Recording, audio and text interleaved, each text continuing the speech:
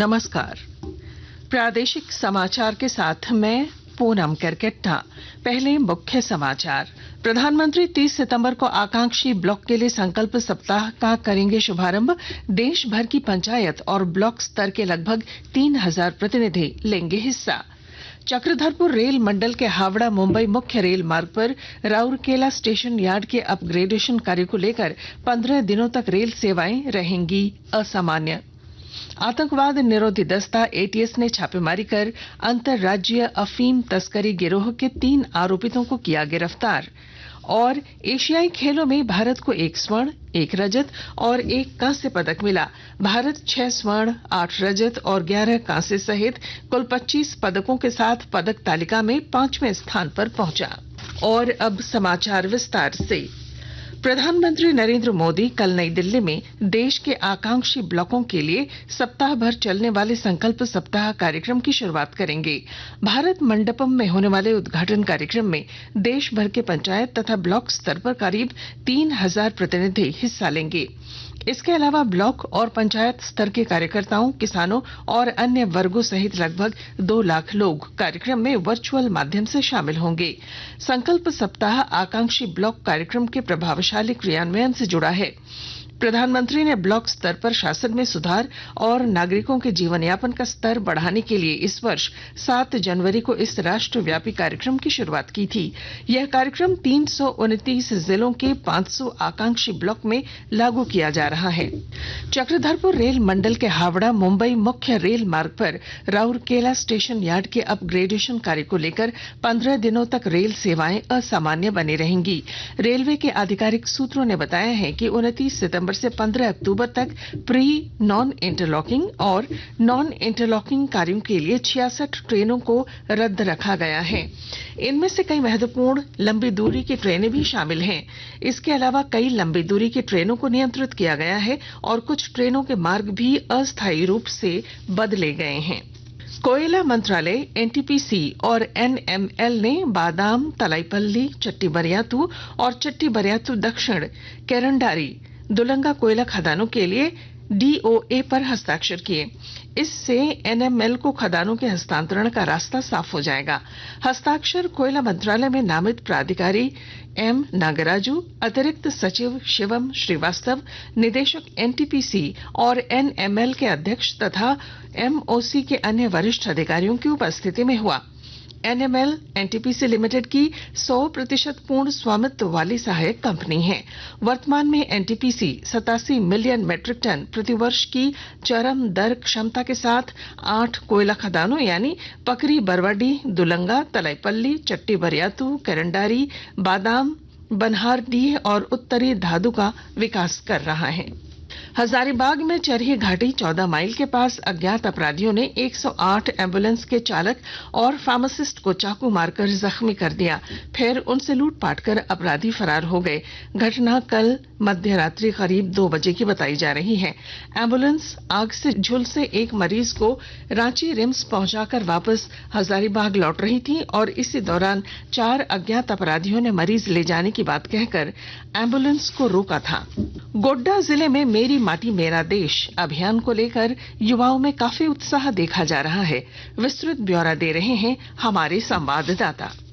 गोड्डा जिले में मेरी माटी मेरा देश अभियान को लेकर युवाओं के बीच खासा उत्साह है। प्रधानमंत्री नरेंद्र मोदी के मेरी माटी मेरा देश अभियान आरंभ करने के बाद गोड्डा जिले के युवाओं ने विभिन्न स्थानों, गांवों में जाकर शुद्ध पात्रों में मिट्टी का संग्रह आरंभ किया है। युवाओं ने बताया कि इसी मिट्टी से हमारे जवान, सैनिक और किसान जुड़े हुए हैं। युवाओं ने कहा कि आजादी के अमृत महोत्सव में अपने वीर और वीरांगनाओं को नमन करने का यह बड़ा ही सराहनीय पहल है। मेरी माटी मेरा देश कार्यक्रम से हम अपनी नई पीढ़ी को भूमि और अपने देश के वीर लाल से जोड़ पाएंगे और भारत को वर्ष 2047 तक आत्मनिर्भर और विकसित बना पाएंगे। आकाशवाणी समाचार के लिए गोड्डा से मैं रंजन कुमार।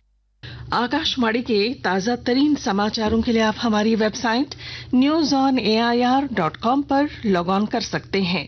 ताजा समाचार X handle @AIR news alerts और Facebook page All India Radio news पर भी उपलब्ध है।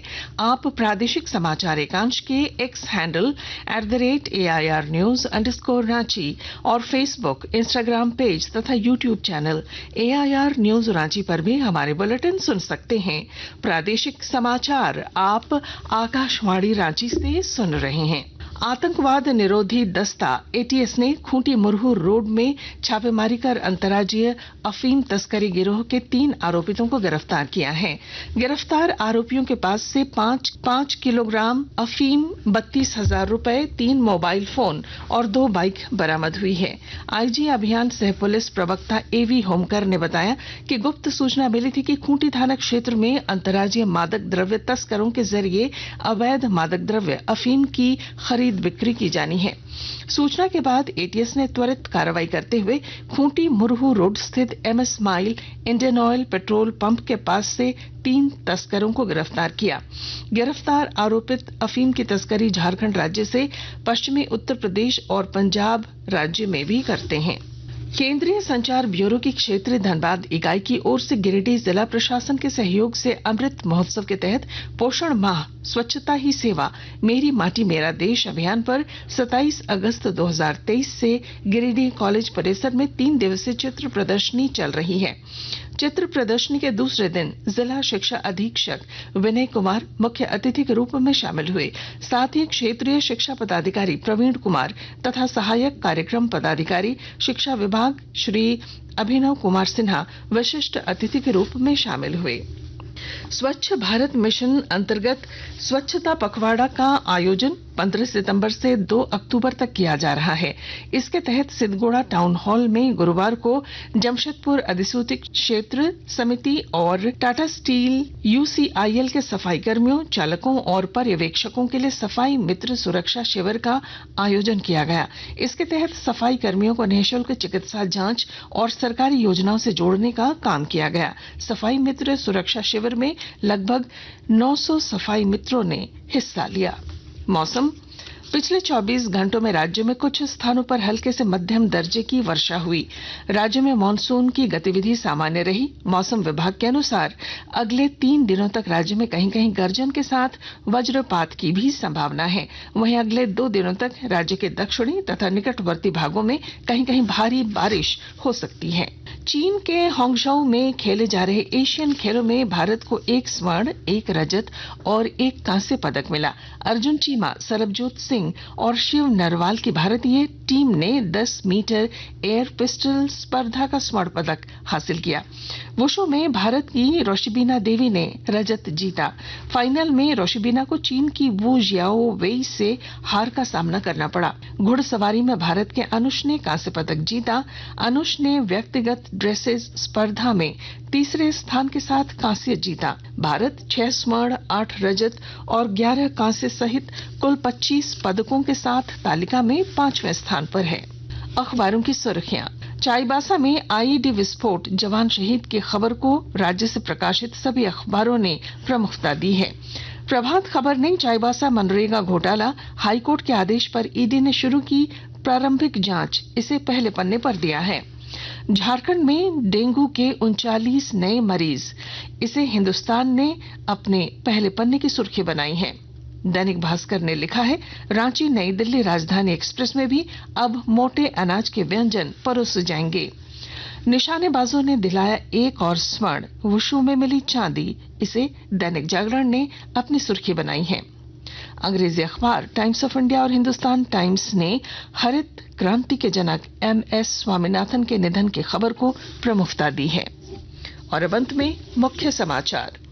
प्रधानमंत्री 30 सितंबर को आकांक्षी ब्लॉक के लिए संकल्प सप्ताह का करेंगे शुभारंभ।